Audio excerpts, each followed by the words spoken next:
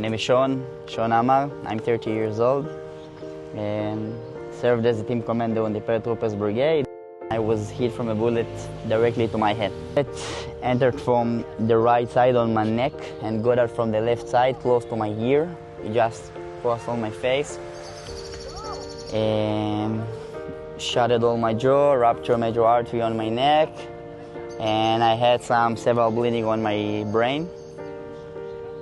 When he was brought to Sheba, we started thinking how we can help him to be back to his original anatomic and functional and visual self.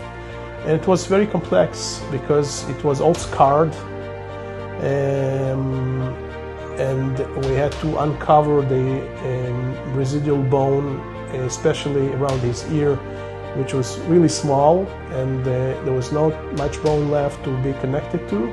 And even while one tiny mistake during the surgery with this part would have basically cancelled all the results that we planned, because we had to reconnect to a piece of bone sized maybe 2 centimeters with the condyle, with the head of the mandible that allows the jaw to move and the person to speak and swallow.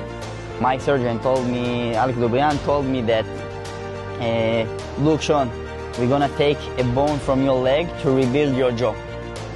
And I started to ask him, what? And he said, Shon, don't worry, you were gonna do a marathon.